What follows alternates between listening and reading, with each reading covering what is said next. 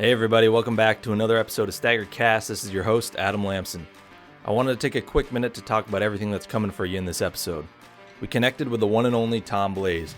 Tom is the man behind Great Northern Productions, which filmed and produced the legendary Benoit videos that many of you listeners probably know of. That maybe influenced you to get into tracking, help you learn the art of tracking, or inspired you to do some filming of your own hunts. Tom talks everything about his career in videography and production, what it was like filming the Benoits, how it all started, what deer camp was like with the Benoits up in Maine, some of his most memorable days on the track, what goes into filming a tracker, how to make your self-filmed hunts better, a bit about his hunting background, what he's up to now, and a whole lot more. But before we dive into all those awesome stories, we have a first ever major announcement about the future of the Benoit Tracking videos, some Hunt Stock Fest exclusives, and more with Pat Guyette of the popular Hunt Suburbia podcast and one of the founders of the fast-growing Hunt Stock Fest, which has quickly become the premier outdoor show in the Northeast. As always, thank you for tuning in and following along with STAGR Cast. It's been a great pleasure to bring you guys the content you want to hear that is relevant to the Northeast hunting community. We hope you enjoyed this episode, and if you want to support the show, we'd appreciate it if you could leave us a review on whatever podcast app you're using to listen to this on, or to subscribe to our YouTube channel. That helps us the most in growing the show and expanding the audience. Thanks again, and let's get right into it.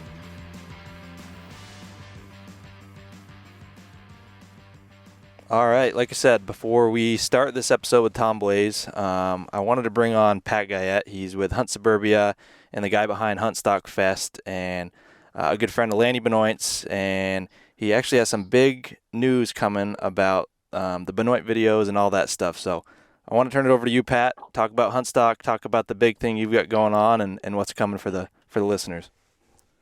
Sure, thanks, Adam. First of all, really appreciate the opportunity to get on here before this podcast. I know it's going to be an awesome podcast. I can't wait to hear it. Tom Blais is a legend, obviously the cameraman, filmographer behind most of those Benoit videos that people are clamoring to get reprinted here. So I appreciate the opportunity to get on and talk about Hunt Stock a little bit. So Hunt Stock was last year was the first year. Lanny Benoit came down after doing the podcast with me. He decided, I think I kind of want to get more back into the hunting world again, and came to Hunt Stock, and it was just such an awesome experience. Kind of lit a fire under him a little bit. He's last I heard, he's dropped 25 pounds. Oh wow! He's ready to go track another big buck this year and get one. Good stuff. With his Woodman arm. So yeah, it was awesome last year. Hunt Stock is a great show for trackers. We have all the best trackers in the Northeast, and you could probably just extrapolate that, and best trackers in the country come into Hunt Stock between Lanny Benoit and Timmy Bolduc, Hal Blood, and all the Big Woods Bucks team members. We've got Joe Donito and Jim Massett, Steve Grabowski coming over from the Adirondacks. Wow. Rodney Elmer, and the whole Mountain Deer Collective, Joey Davis, Isaac Young, all the guys from Northwoods Whitetails. So if you are a tracker, you really can't miss this show. Yeah, without a doubt. Most of those guys are doing seminars. So there's going to be a lot to learn at Hunt Stock there. And beyond that, we give away more than $30,000 in gear from sponsors. We have over 80 sponsors signed up this year. We've got Vortex and Mossberg and Ruger and Sig Sauer and Kuiu and you guys, STAGR, making some great wool gear for the modern tracker. I mean, it's going to be an amazing show. It's going to outperform last year's show, and you really can't miss it, man. Yeah, no, it's hard to believe it's going to outperform last year because last year was so good. But, I mean, you look at the lineup you guys put together this year, and it's going to be epic for sure. No doubt about it. Absolutely, man. Do you want to talk about so in honor of this great podcast you're releasing right now, and I talked with Lanny today and the folks at Woodman Arms, and so Woodman Arms is partnering with the Benoits to re-release those DVDs. There's been a lot of people talking about trying to find those DVDs. Will you guys ever do another run of them? And so it's happening. Wow. And it's going to be, Hunt Stock is going to be the only place that you can get them, or the first place, I should say. And if they don't sell out, then they'll be available on woodmanarms.com. You'll be able to buy them and get them shipped. Yep. But I think there's going to be a really good chance of them selling out at Huntstock. So what we want to do for your listeners, people listening to the podcast, if you want to come to Huntstock, you can click the link in your description on YouTube here. That'll get you to the Huntstock page. Get your tickets online. You can use code STAGR, STAGR, for 10% off your tickets. And all the people who use that code, out of this whole reprint of the DVDs, we're going to make 5 special one-of-a-kind DVDs out of the reprints that'll have a story told from Lanny that he's never told before. Wow. And we'll draw for 5 special winners at Huntstock to get those one-of-a-kind DVDs. So I think that's something pretty special, and we're super excited about Absolutely. That's crazy. Definitely. Yeah. So let me just reiterate that. So Benoit videos are coming back, probably going to sell out at Huntstock. So if you want the re-released Benoit videos, you better be at Huntstock, pretty much, is what it sounds like. Yep. And if not, then they'll be on the Woodman Arms site. But best odds, get them at Huntstock. If you want to buy your tickets for Huntstock with a 10% discount, use code STAGR at checkout. And of those people that use that code, they're going to be entered into a raffle to get a special edition DVD of the re-released Benoit videos. Yeah, and we're only doing 5 of those, and it's going to be some story that Lanny hasn't told before. We don't know that story, what it's going to be yet. We're going to record it down here in the studio, the new Hunt Suburbia studios, and it's going to be something special. It'll be included in the same DVD that everybody else gets, but with something a little bit extra on the end. Yep. Wow, that's awesome. I appreciate you doing that. That's awesome. I know there's a lot of guys that want those DVDs to be back out, so that's going to be great for sure. No doubt about it. And I almost forgot. Sorry. For the guys who are a little more old school and don't want to buy tickets online or don't really know how to or whatever, you can snail mail if you want to do it this way. Snail mail cash or a check. You can write the check out to Huntstock Events LLC, and mail it to 89 Olive Street, OLIVE Street, Ashland, Mass. 01721. Sorry, we'll put that in the description too. But if you want to do that, totally can do that as well, and I'll ship you your tickets to Huntstock back in the mail the old school way.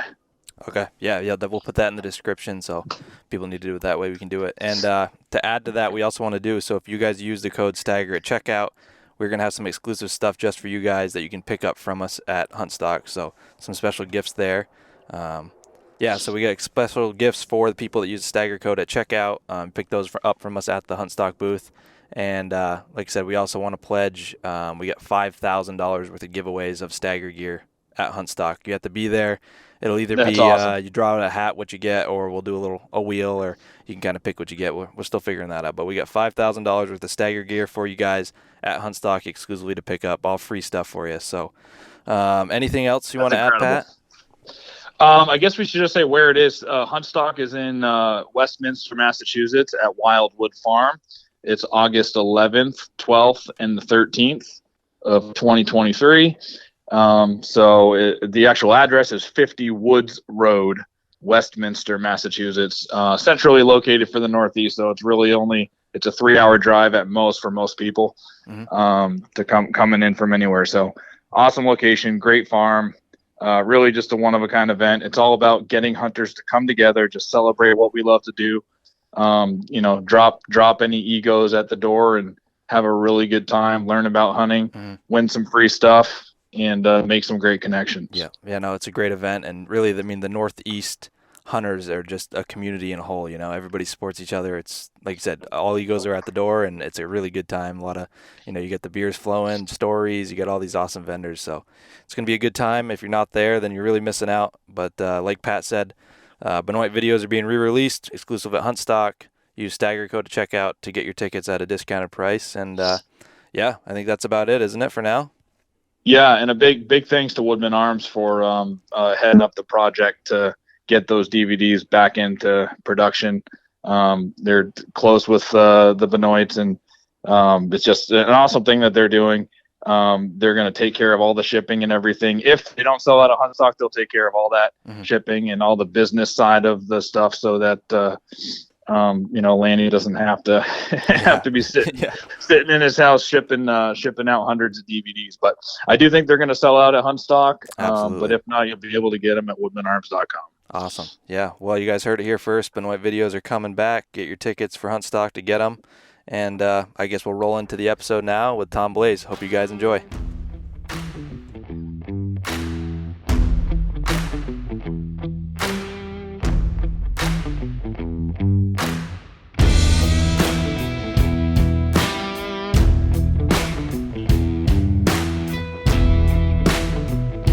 You're listening to STAGR Cast, brought to you by STAGR Gear.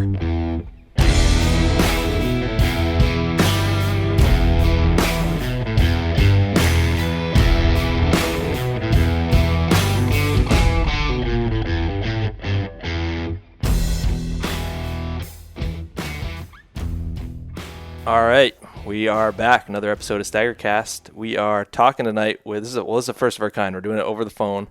And we're sitting down with Tom Blais. And for those that don't know Tom Blais started Great Northern Productions, has a long career in the outdoors, filming and producing videos. He had a lot of great videos, and most famously for our area, the Benoit videos. So, Tom, if you're there, you want to give us a little intro on yourself, kind of from how you started out back in the day to where you are now, your career and your hunting and all that stuff? Yeah. Hey, guys. Yeah, I'm born and raised in southern Vermont, down in Springfield, and I grew up hunting and fishing along the Connecticut River and Skitchawag Mountain, and I don't know, how did I get into, I was trying to think about this the other day. I was like, oh, you guys are going to call me for a podcast. I think the number one guy that influenced me was Gordon Eastman. Yep. This was back in the 70s, and he did, he was ahead of his time making films about, whitetails and, all these, a lot of sheep hunts and stuff like that. And I was like, man, this guy is so cool, to document the wild, hunts. And he followed like a bighorn sheep around for like 2 years and did this whole film on this ram, like how he survived the winters and stuff like that. In the meantime, he's having all these other, I think that was out in Wyoming. And Boone and Crockett whitetail that was hanging out with him and stuff like that. And he did another one on just rattling, and not killing anything, just like what was the effect on rattling. Really? And, yeah. I mean, you look at his old stuff, it was like, it's different than today's television. It's a little slower paced and whatever, but it's like, oh my God, that was so inspiring. And then I think, let's say in the early 90s, I started coming out to Montana and Idaho, pursuing, big whitetails. And I learned about it with Dick Idle and the Winslow brothers, who I've had connections with. And it's like, yeah, you got to come to Flathead County or, northern Idaho. At the time, the whitetails were really peaking. I think the late 80s was probably the peak. And when I first came out here in Montana in the 90s, that's where I live now full time in Montana. And, it's been up and down ever since, the deer population and everything. But as far as world-class whitetails, we still have the top 10 typical is Montana. Mostly typicals, but we do have some big non-typicals. And so when I first came out here, I was like, that's so cool, and at the time my son was born, and I had a palm quarter, and I was like, I might as well just bring that on my hunting trip and just kind of document, just a palm quarter. And so I started doing that. And at the end of the trip, we had 4 or 5 guys hunting with us, and I would go from VCR to VCR and just, cut it up, edit it that way. Yep. It was mostly I was really, when I was filming, I would do in camera cuts, like stop it. Yeah. Somebody would shoot a deer, we just go over there, but we weren't doing kills or anything like that. And I did that for a number of years. And after the end of the trip, I'd give everybody a, VHS tape, and they're like, man, you should do this. And I was like, yeah, get into it. professionally. I was like, is there money in it? And of course, Realtree was taken off at the time, and some of these other guys, and Primos. And I was like, maybe we should give it a shot. So I worked with the first video or film I ever did was with Eric Daly, and it took us 2 years, 2 or 3 years, I think. We collected footage all the way from New Hampshire to Wyoming, Montana, Idaho. Oh, no kidding! All over the place. Then dove right into it. Yeah, and it was right. The first year we started filming was like the worst winter they've had in like 40 years, and they said that like 80% of the population of deer had died, like in northwest Montana and stuff, and it was really tough. But it was still like, if you got snow, you could find. I'd say it was as good as any place in Maine. Yeah. So that's did how I that turn kind of got into? it. Yeah. Sorry. Did that turn into the your first video, public land whitetails? That first. Yeah. Yep. Excellent. That was the first thing, and I've always been a fan of the Benoits, and I tracked some nice deer, but I didn't really have the knowledge, And I remember we used to camp in the Adirondacks. We used to go to Long Lake, New York, and we used to take a boat all the way to the end of the lake. It's like 10 miles long. Oh, wow. And then we'd float down the Racket River, and where the Cold River and the Racket River came together, we'd set up a wall tent. And it's really wild country. It's beautiful. But we just shot anything, spike horns, 4-pointers, whatever. And when we got snow, I would track. And everybody in my group, it was 4 or 5 guys, 2 wall tents. And they said, you're crazy, because they didn't believe it. They didn't know it. And they called me Tommy Benoit. That was my nickname. And I was like, whatever. But I tracked a few nice bucks and shot them. And I had some really good encounters, And they were like, geez, maybe we should do that. But they didn't do that. And then years later, I met Shane Benoit through Craig Jakes at the Yankee Sportsman's Classic. I was actually working for Dick Idle at the time, displaying an antler collection from Saskatchewan. Yep. It was called Giant Whitetails of Canada. And it was all from Northway Outfitters, and we had Realtree, Cabela's, and I was looking for a winter job, and I found this winter job in Montana. I think it was in the late 90s or mid 90s, probably 97, 98. And I traveled the country doing these, hunting shows and setting up a display. I had a guy helping me once in a while. And one of the first shows I booked was the Yankee Sportsman's Classic, when it was way up in St. Albans. Yep. In the hockey arena. I think it was 90, might have been 98 when I did that. And I met Craig Jakes. He was bringing in a big deer head and to get scored. And I go, hey, I'm filming, learning how to do videos. I've got a video coming out, public land whitetails, big woods. And we got to talking and hit it off. He goes, well, I know the Benoits. I know Shane Benoit. He's been trying to get this video together. And I'm like, you think you can introduce me? I could do that for him, because I was learning. I was working with Dick Idle, so Dick gave me a lot of insight on how to produce videos, and how it was a big endeavor. He was trying to talk me out of it. So much work, and cost so much money. Especially back then. Yeah, you're talking big cameras and everything back then, whole different world. Yeah, we were shooting.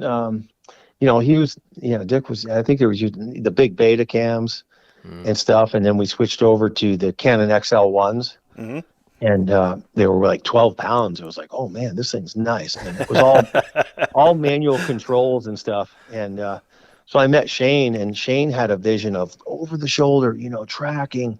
And I tracked, like I said, I killed some nice bucks, but nothing like these guys. And I'm like, do you want to do it? I sat down with him at his house up in there, and we got a game plan. And he had tons of old footage in the 90s from up in mostly in Maine. Yeah, he had like a high, I think it was a high 8 camera, and there's still tons of footage that nobody's ever seen. I actually sent it to Lanny this spring, all their old footage, and Shane had probably 30 hours of stuff. Oh wow.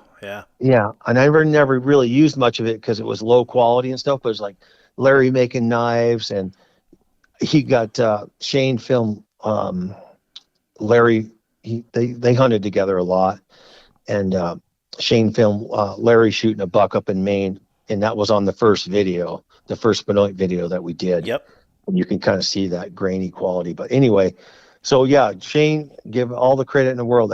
That was his vision. And I said, behind the shoulder, talked to me about double teaming, which I'd never done before. And I was like, wow, that's really cool. And so that's how it kind of snowballed. And then in the late 90s, we started. We worked in Maine, we worked in northern New Hampshire, and it was really rough. And I started hunting Ontario, I think in 1999 because of Craig Jakes, because Craig had been hunting up there, keeping it a secret, whatever. Yep. And I'm like, that might be the best place we can get a lot of footage quickly, because the deer population was really expanding. A lot of big woods, a lot of big bucks. And it was incredible. So we did a lot of filming up there, and I think without Ontario at that time, we wouldn't have got that much footage and the tracking and stuff like that. But the first Benoit video, that was mostly up in Maine, right? You said, for the most part. So a good portion of it, yeah. We were still, because Ontario, that section of Ontario was closed November 15th. So we would try to film up there in late October, and those deer are active. Like they weren't real nocturnal like bucks here, and I think Maine is the same way. But here in Montana, our bucks are very nocturnal until after November 15th. Yep. These deer are running around weird. Noontime was a lot of activity. Yep. Different animal.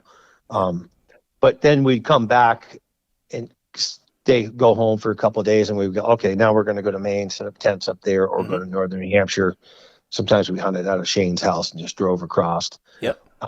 We never filmed in Vermont. It was just the Benoits did do a lot of great hunting in the 80s and 70s and 80s in northern Vermont, but it just got too played out, and definitely. It wasn't big enough for us and for them. And so it's just the stuff they taught me and stuff. I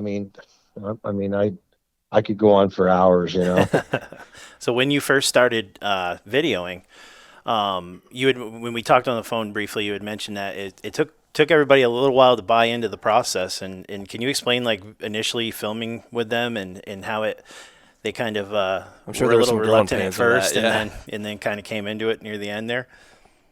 Yeah, well, we had a really rough start, I gotta be honest with you. And because I'm a business guy. I've been self-employed since I was 25 years old. I've had different companies, different businesses and stuff, mostly small, whatever. So I just look at it as a marketing standpoint. Yep. We're here. So our goal was to produce hunting videos like with Shane. So Shane and I were on the same page, like, okay, well, let's do it. He goes, I got a lot of footage, but I said, you got nothing. You got like 5 minutes. Yeah. Yep. I said, you're dealing with, you got to have a lot of kills, because that's what you're dealing with. Realtree at the time, or Primos. Yep. They have 12 kills in an hour. I was like, well, if we get 5 kills in an hour, I think we're going to have a good product. And they go, oh, we want to be educational. I go, you kind of want to mix. So we had these little meetings, and of course, I tried to get the other brothers involved and stuff, and they were just like, man, you're going to get in their way, because they, and they kind of brushed Shane off when he was trying to do that. Yep. And so I came on board. It's like, I go, if we're going to do this, we're going to do it right. Yeah. And it took, I think, so we struggled for a couple of years. We were getting stuff, and I was like, when are you going to get a video? And we started, so they did their own seminars, and then I went up there, and up at the Yankee show in the late 90s. And I was like, oh my God. I said, you guys, I got to do a seminar tape for you guys, and it'll preview the hunting videos that are coming up. And it may take 2-3 years, but we'll just do a new one every year. They thought that was great. Instead of doing a slideshow, and one slide was upside down, and it's like, oh, this didn't work. They just weren't, like, this is the clothes that we wear. And I was like, we're gonna switch this up. So when the year, I think the first year was like 2000. It's like I kind of took over. I got to redo the booth. Like, Shane had a TV from his house that was an old TV.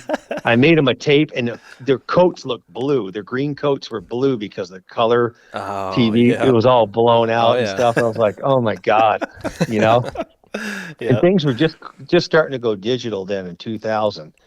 So I'm like, okay, I'm going to make you guys a seminar tape. And Larry was still highly involved. So they were all together as a family, kind of like a little side business, you know? Yep. And I said, okay, we're going to get this thing going. And so we filmed Ontario in 2000. And I had, I think we had 3 camera guys, myself and 2 other guys. And we hit it hard. And I was like, you get as much footage as you can. And we're like, oh, this guy can't walk behind me. He's too noisy. You always think the guy behind you is noisy, but you make a lot of noise too, you know? and then Lanny and I got that waterfall buck. Yep. And that was pretty good. But before that, I had killed with Josh Butler was up there helping me. And he was like my new camera guy. And he was just gung-ho and just, anyway, before they got up there, we were in tree stands. It was just bare ground, whatever, and got in this honey hole. And I rattled in this big buck and shot it. It was just really good footage. You know, I've used that scene numerous times on different videos and TV shows. Yep. And then Laney came around. We didn't have snow till late, and we got that waterfall buck. And that I said, incredible. this is going to really make your seminar and part of your video. And then the other guys, they're kind of competitive, you know, they're competitive guys. It's like, oh, I want to get a kill like that too. I was like, yeah, that's what it is. And once I put it together for that first one, it was kind of rough, you know. Yep. But Laney did 4-wheeling, and we had some history. I think we had Shane's footage on there. Yep. With Larry and stuff. That first seminar tape we did. Yeah, I remember that scene. It was Larry said, Shane, this is the first time I ever had to shoot twice. And then Shane says, no, Dad, we've had to do that before. yeah, shoot like many a times. Oh, yeah, that was funny. Like 9 or 10 times. Yeah, you get one, you take a leg off, and yeah, we've all been there. But, you know, if you're in snow, people say, oh, you shoot at running deer and all these critics and stuff like that. But personally, myself, I've never lost one. I had to go back the next day. Yep.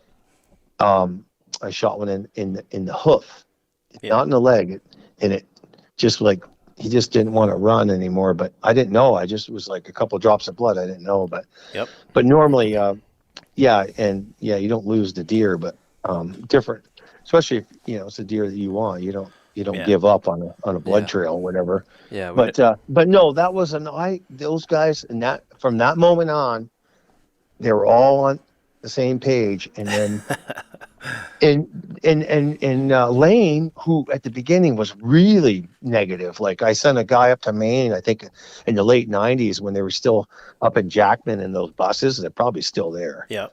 And they were broken down, so they just parked them in that campground. And I stayed there a few times too. So I sent a guy up there to film, and Lane's like, I don't, you know, all just so negative about camera guys. But, you know, after 2001, I mean, he got his own little camera, and he was filming. Lane was filming, and he was like when if a camera guy filmed Lane shooting a deer, then Lane would take the camera, and Lane actually filmed a couple of kills. Yep. Oh wow. But he's the only Benoit that actually did pull that off. So I'll give him credit for that. Yeah. Well, we appreciate you sticking with it and getting them on board, because I mean the results were still legendary to this day. To this day, I mean, you and them, you guys are the ones to thank for that. You know, that second surge in tracking, because I mean, you probably know now how big it is up here now, and it's only been growing and growing and growing the past few years. There's more amazing, you know, content and video out there, and people are talking about it, which is great. And you know, you and your work and working with the Benoits is. You've inspired another generation. Exactly. I mean, it's just incredible. But I mean, I will put the caviat in that nobody has came close to the quality of your videos. No, not quite yet. So. No, definitely. Well, we're trying. You know, since I talked with you guys, you know, about doing this podcast there, I went online and, you know, on YouTube, and once you click on one subject, like tracking Northeast whitetails, I just get all these different ones. And I just want to mention some names, you know, I mean, Jeremy Ballantyne and Brett Joy. I actually did a turkey hunting video with those guys. Oh, nice. And I see they're still on there producing some good content. Yep. And Another guy, I just Beyond the Boundaries was Yeah. another one. I Oh wow, liked. Ian, yeah, yep. yeah, he's our buddy. Yeah, I just Yeah. it was raw, and I just love the shed hunting, moose, because I find moose sheds out here too. It's too much snow right now, believe it or not, so we're waiting for it to melt down at the 6,000, 5,000, 6,000 elevation where they hang. Yep. And then of course Big Woods Bucks with Hal Blood and his team, those guys, Tim Bullock and STAGR, you guys produce some good stuff. That one big buck there, what you call him? Gandalf. Gandalf. It's like, man, that's a hog. Yeah, thanks, man. Yeah, and there's like another one was Northeast Hunt and Film. I like their stuff. Oh, yep. Yeah, all Jeff good guys. Doyle. Yep. Yeah, Jeff Doyle had some cool stuff. I was like, man. And then Randy Almer.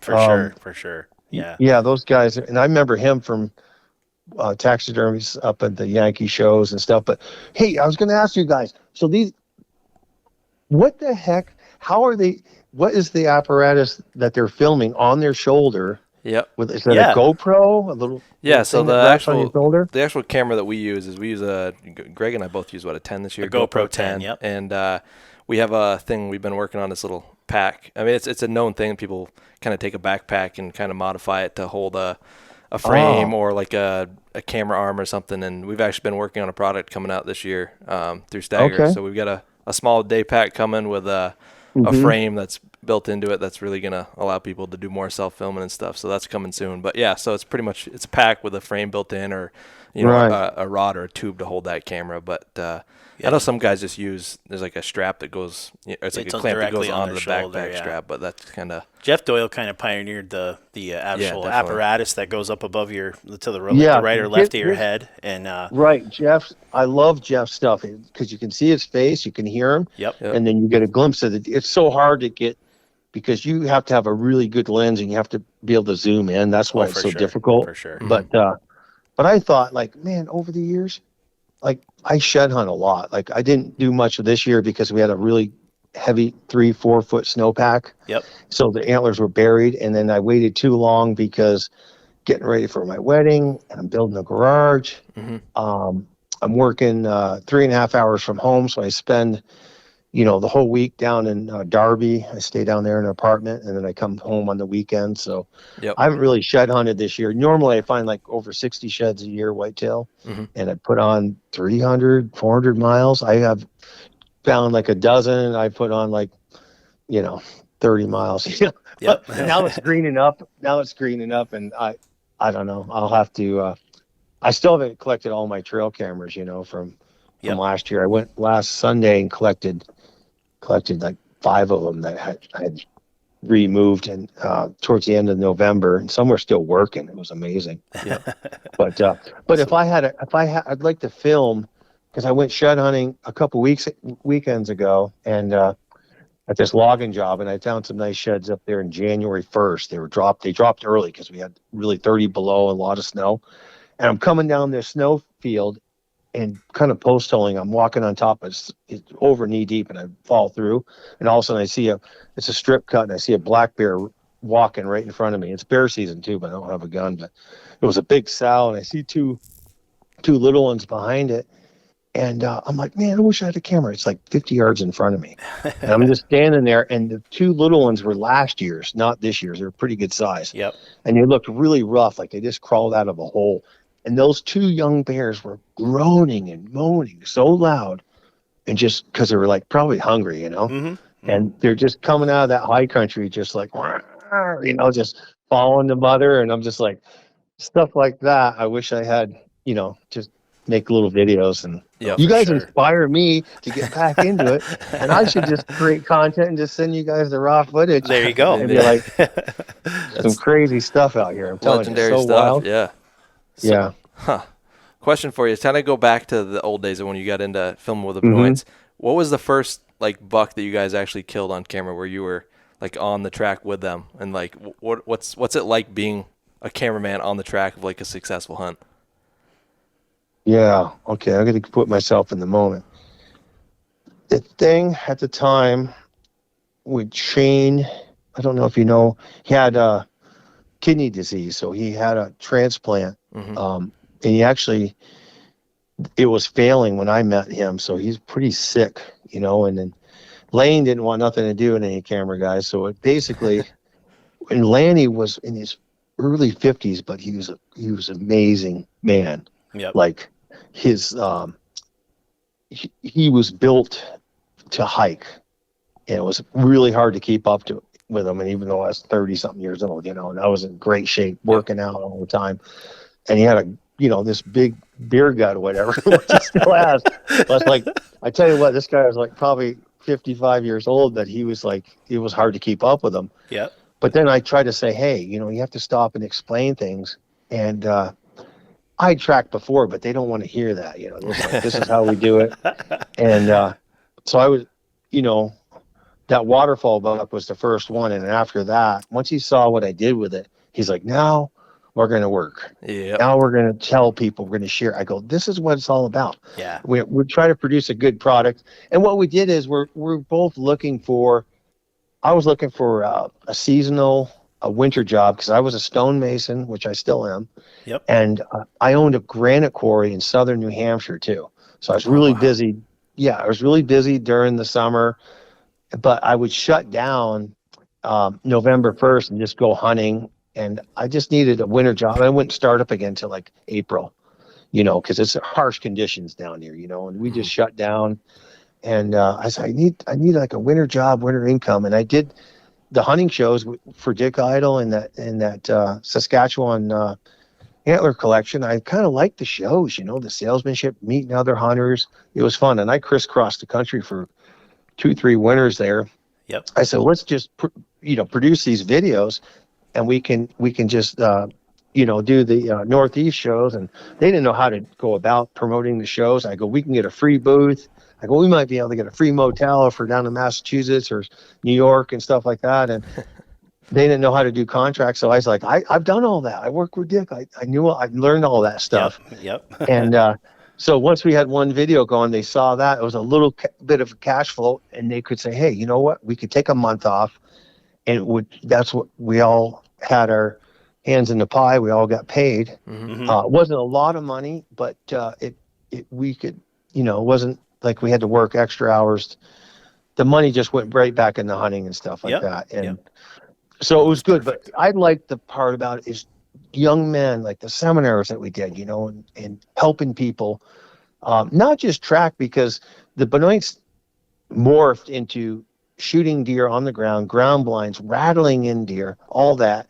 And it was a lot of it because two reasons for that. One is lack of snow. It was like you couldn't count on snow. Still that way today. Yeah. You can't count on in Montana. I mean, you can count below 4,500 feet. We can't count on it, but sometimes you can get whitetails above 5,000, and there's a lot more snow once you get above that line. But sometimes they run down below the line, in early season or whatever. So, but they learned that, and we needed to get as much footage as possible, and not everybody's going to be into tracking and stuff. So, and they learned, like, oh my God, this is from tracking, they'd find these great, this is a pinch point. This is a bottleneck. Bucks travel through here. And if somebody just sat here for 3 days, they used to say that somebody just sat here for 3 days. And they used to do that up in Maine. Over the years, they would guide people or have people pay them to go hunting, whatever, or through Pine Grove Lodge. They use that outfitter and stuff, and they would take all these hunters. It's like, you know what? If you, Laney or Shane would be like, this is a big buck crosser right here. If you do sit here for 3 days, and they'd put a guy up on a ledge. Yep. He'd wear, dress up really good, and he'd shoot a 200+ pound buck. But you just have to be vigilant and stay there, because that's the knowledge you gain from tracking. You find the scrape lines, the rub lines, the pinch points, the places that they bed, the places that they are vulnerable, Yep. And so, you yeah. kind of got them convinced into that a little bit, didn't you? Just from... Well, yeah, because I got sick of driving around. And the thing is, well, there's a method to their madness, but scouting... still, like where I live is massive woods. Mm-hmm. I mean, I have 10 million acres in this part of Montana. I mean, it's just, I've been hunting here for 35 years. I've been living here full time for 7 years. I probably know more country than any person that ever lived here.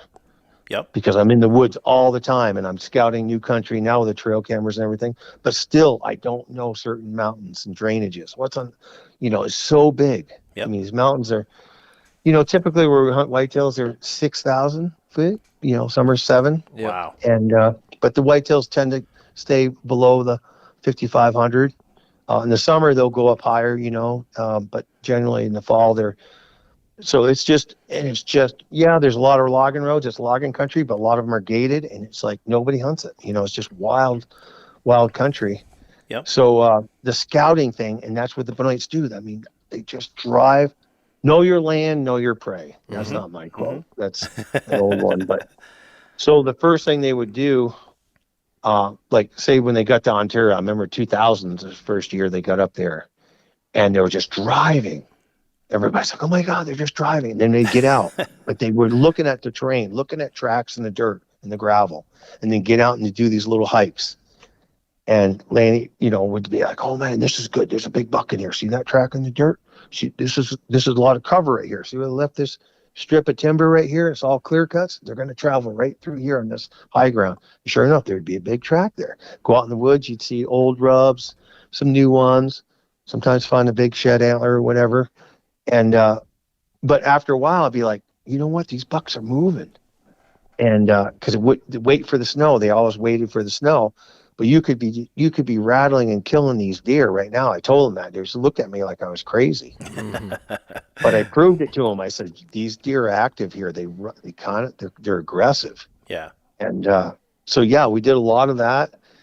Utilized the time, and scout as much as you can to locate. And once you locate a bunch of big ones, if you think they're moving, just start hunting them. At least, first 2 hours in the morning, the last 2 hours in the evening, and then midday, early season, if it's warm, you say like late October, early November. And, but snow, and this is another thing I've heard about them too. And I credit all the big bucks I've killed, not just to tracking, but I found them through snow. Really? And now I'm using trail cameras. But the reason I put trail cameras in place is because of deer I tracked on snow. Yep. For sure. You see what I mean? I know yeah. what I'm looking at. Yeah, so that's the key. And people don't realize, like, oh my God, snow. I remember a guy came out here a few years ago, and I really don't like snow. I was like, you don't like snow? I was like, man. I said, just because there's a lot of deer tracks and a lot of deer here doesn't mean you're going to pick out 1 out of 100 or, a particular, big mature deer. If you know what their tracks look like, then you can drive around or hike around. And once you find them, then you can hunt, you can track them, or you can sit on them, or whatever you want. It's incredible how much you find from just tracking a buck like that and just following them. Like I found some of my best spots and best areas for trail cams those following years for just bucks that I tracked during the season, even if I didn't get those bucks, just the way it is. Yeah. What would you say? So I mean, up in like Maine and stuff, when you're hunting with the Benoits back in the day, what was like the biggest separator that you found like their success was compared to everybody else? Was it just like the massive amount of range and willingness to like do the road work and homework and that stuff? Is that what really separated them back then, would you say? Oh, well, I think it separated them wherever they went. Yep. They started in Vermont back in the 70s and 80s, and just killed. There's a couple reasons. One is the mentality of not the square mile. I used to call it the square mile mentality. They thought about their area was hundreds of square miles, if not thousands of square miles, counties, not just let's get to know this little ridge. Yep. And if there's, so you got to think about that, because there's the big bucks they're spread out. There's not a lot of them, so you got to, if they're not here, they're going to go there. If there's snow and during the rut, you're going to find them because they're moving. They're going to be crossing roads at night. Yep. And so that was the biggest thing. They're scouting, but learning all the roads, because if you don't, back then, we didn't have GPS, they use a compass. Same with me. I didn't use GPS till probably 2000. That's back when men were men. I mean, that nobody had Onyx to fall back on back then. You had to really starting to use. I'm just starting to use Onyx right now. It's pretty amazing, especially like finding a big shed antler and you're trying to find the match and just kind of gritting it off. Yeah. So it's like never had. Oh, I missed this area. Come back and you're like, I missed that area right there. And so I think I stay on track with it because I can tend to lose track. We got one more waterfall buck question. It's always been like an urban legend that Lanny got in trouble for cutting that tree down. Can you speak to that? Because I've heard that so many times and nobody ever knew if it was true or not. Oh, he had trouble cutting that tree down? No, that he got in trouble for cutting the tree down. He didn't get in trouble for it. Myth, the narrator said, Davey Davis, who was our musician and narrator, says he cut a dead tree down, but it was actually a live tree. You should have heard the rumor mill. It was like, they're hunting in Ontario now because they got kicked out of Maine for cutting that tree down. I was trying to when we did that, it's like that was real. I mean, it wasn't stage bullshit. It was real. The best scene was I think Rodney mentioned it in a separate podcast, is when Lanny's pumping that and the steam's running right off him. And it's just, I mean, you could tell you guys have been after it all day long. And you being an avid hunter, I mean, that must have helped a lot because you were in shape and you were an avid hunter and you knew what to do. Yep. So, I mean, it was just a perfect combo. Yeah. So I think here's the thing. I want to tell a lot of young people now, and I'll just be perfectly honest. What separates those guys, what separated them back then, and it will separate big woods hunters now, or trackers. I'm still a tracker too, but not so much for whitetails because I'll get to that later. But I track mountain lions, I track elk. That's awesome. Wolves. Yep. That is awesome. And it's different animals. But anyway, those guys. So anyway, the first was knowing their land. They go into an area, and they would once they got to know an area, they'd go back and check it, whatever. But they always were expanding new areas and sacrificing days, sometimes weeks. If there was no snow, just put your gun on your back. Sometimes they'd run into a deer and they would shoot it, but they weren't really hunting. They were looking for sign of big bucks, mostly tracks and sign, and get to know the road so that it was in your head. So when you do get snow, you're like, I'm going to go here first. I'm going to go there. I'm going to go there. It's a 20, 30-mile route that you're going to take. And you don't have your phone out with your Onyx. It was just in your head, and they just went and did it. Another thing is, when they did get snow, they didn't get drunk at night. Yep. They went to bed early. They ate a lot of good food, a lot of pasta, spaghetti, whatever, and go to bed early and shut up, go to bed. And so I remember one time that up in Maine, I'll just get back to this, they were set up in a tarp, with sticks and stuff over the back of trucks and stuff. Wow. And it was they had some guys from Massachusetts staying there and stuff. It was before my time, but anyway, so they had a couple of paid hunters, like before you needed a guide license, whatever. They had like 3 guys underneath there, and they were scouting for days, and these guys are like, I'm getting sick of this. We're not even hunting. It's like, and then they knew a storm was coming on the radio, like a foot of wet snow. And those guys were just chattering and drinking and chattering. And Larry's like, shut up, go to bed. We're tracking tomorrow. It's like, these guys like, because they kept talking in your cots, just open air. And then at the middle of the night, the tarp collapsed. Holy shit. On top of them with the snow. And those guys are freaking out. Oh my God. I was like, shut up. We got to get our sleep. We're going to be killing bucks tomorrow. So they just let this tarp go on top of them. They're army cots. Then they got up and were shaking the snow off and got coffee going and stuff like that. And they killed like 3 bucks that day, the next day. Yeah. Because they knew what they were doing. These guys were freaking out. So the next thing was like, know your land. And they already know their prey. They've been doing this a long time. So know your land intimately. And like I said, in this part of Montana, I'm still learning roads. I'm still learning, drainages and mountains I haven't gone on. It's all new. It's just so many millions of acres that you just can't. And they did that with Maine and anywhere they went. Ontario, they learned more in Ontario in 1 year than most guys did that were hunting there for 5 or 6 years before them. Yep. And then the next thing was when they got snow, like I said, they prepared for it. They got a good night's sleep. They ate well. They had a routine of where they're going to drive or hike in the woods because they knew about a buck they didn't get last year. They knew he didn't really cross roads. They had to go out and hike to cut his track.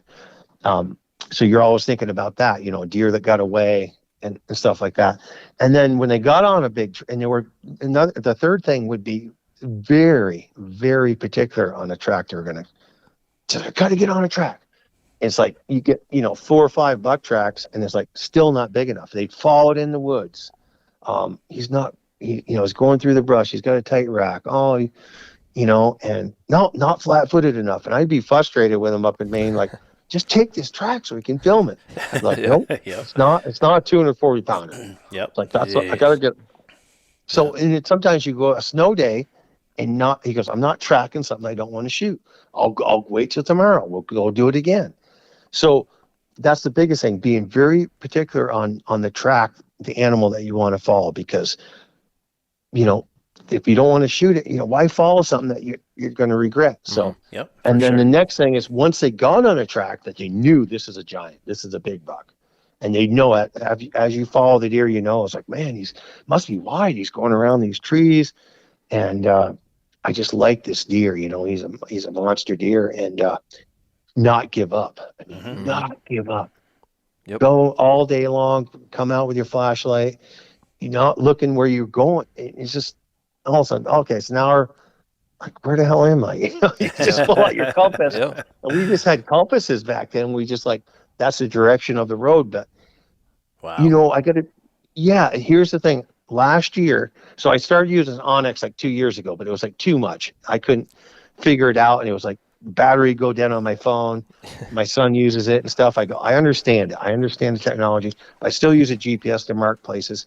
But I run I guess we got like 40 trail cameras now between me and my girlfriend, and I run a bunch for my son too. Yep. So, and we're running it in 2 counties, and you got to realize how big these counties are. Now, Flag County, I read that Flag County is the size of the state of Vermont. It's just got the same acreage. Wow. Yeah. So I'm in Flag County, I'm in Lincoln County, and I'm in Sanders County. Yeah. Yeah. With trail cameras. So that's like 3 states. Yeah. Wow.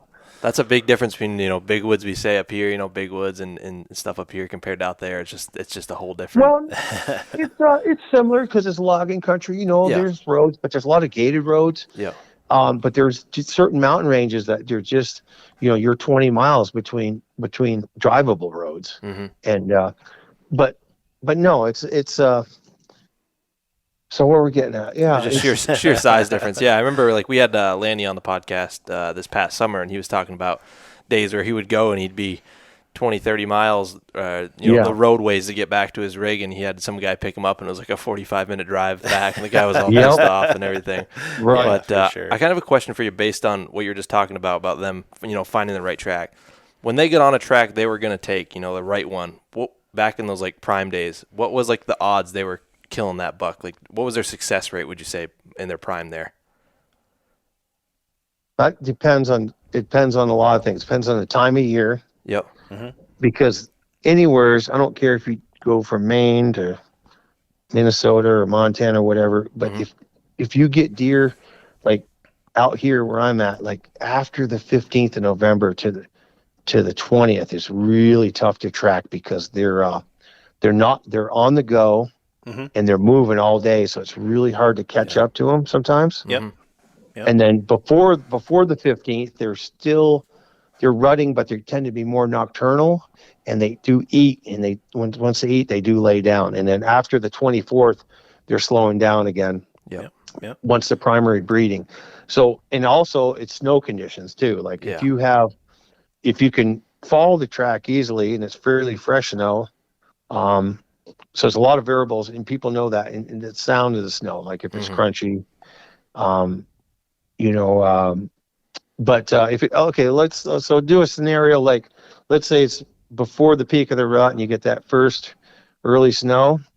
There was I'd say 50-50 chance for them back then. Pretty darn good. Damn good odds back then. Yeah. Yeah. And then when conditions are bad or deer are on the move, and I think as they got older too, it was a little bit less than that. And then I look at myself too. It's man, when have I done the best? I've done best in early season and also late season. Yep.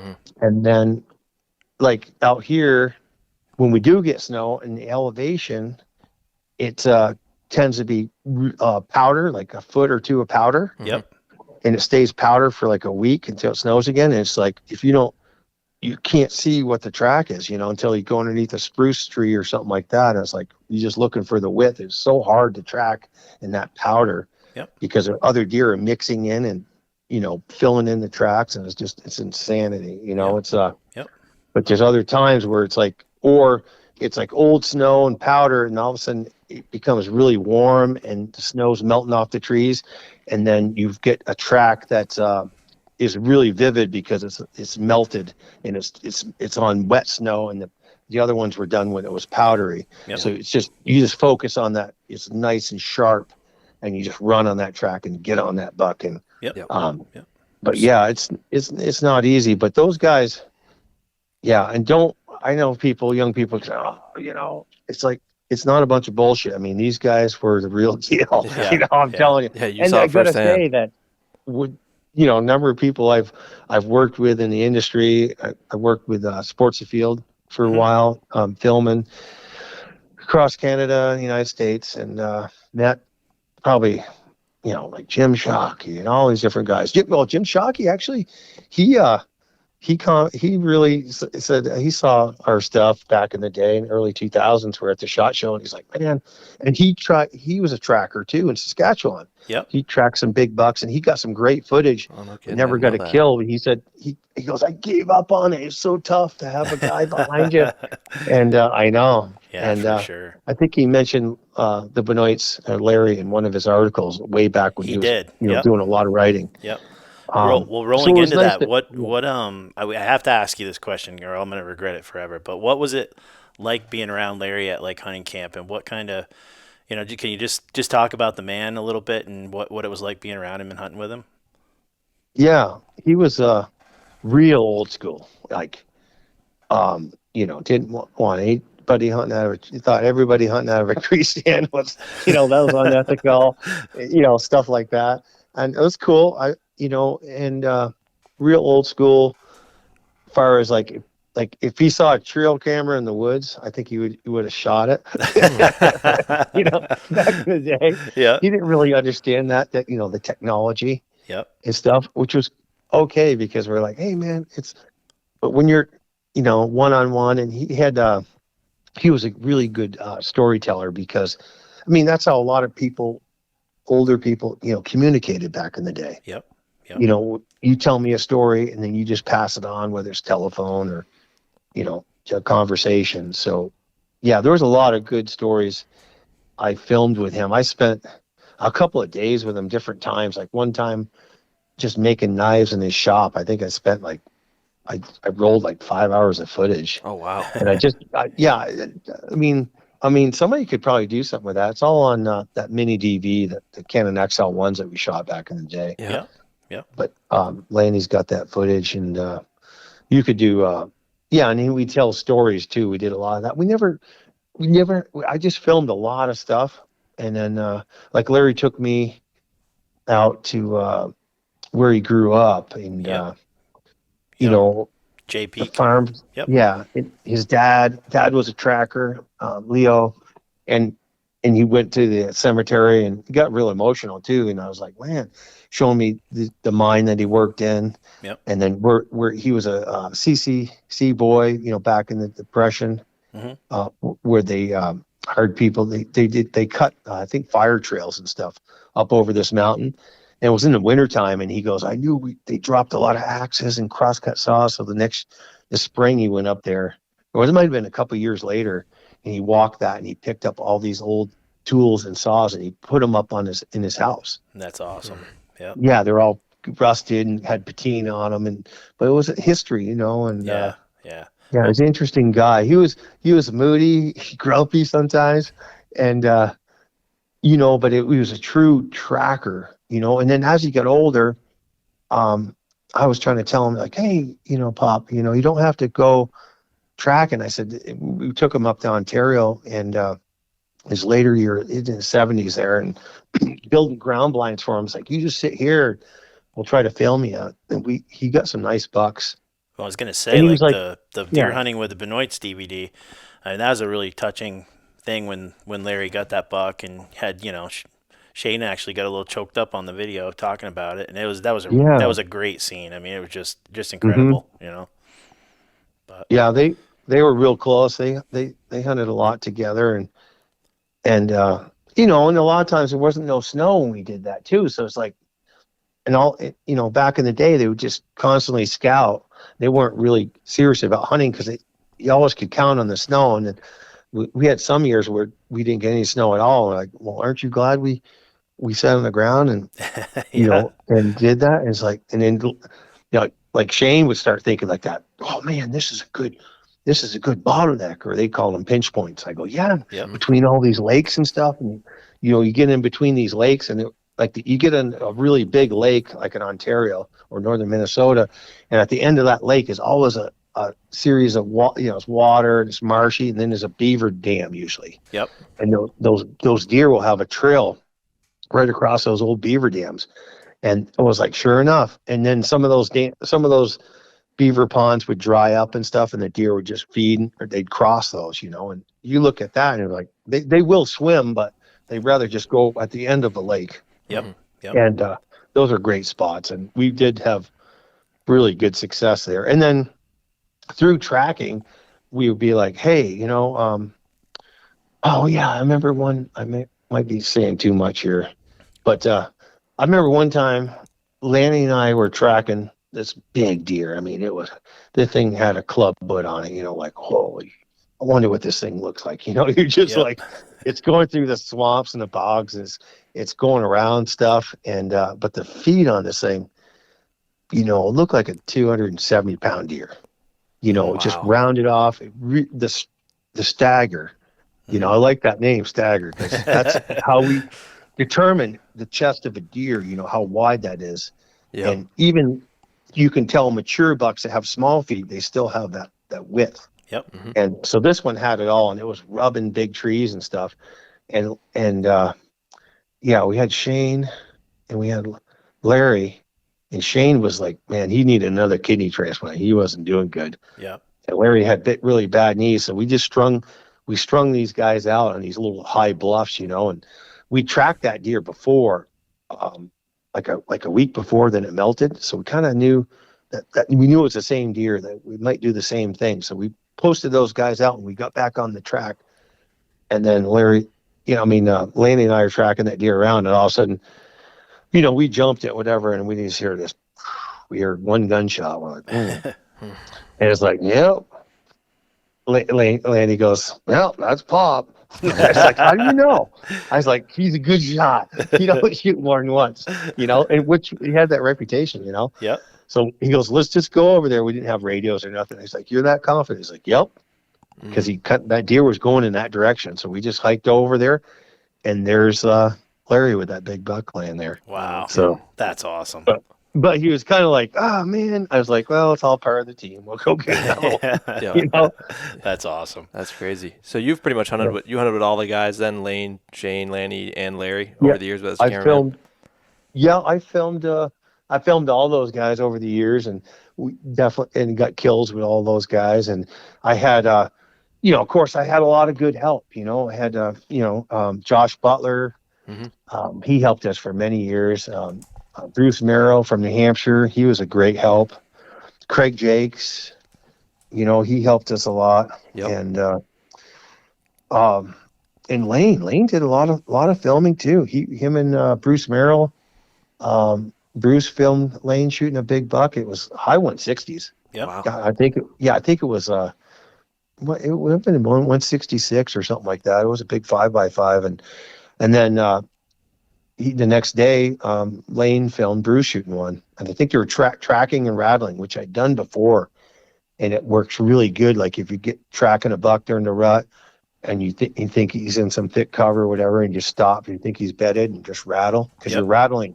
He can hear it. It works really well, but a lot of times that buck isn't there, so you think, oh man, rattling doesn't work. Well, he's a mile away.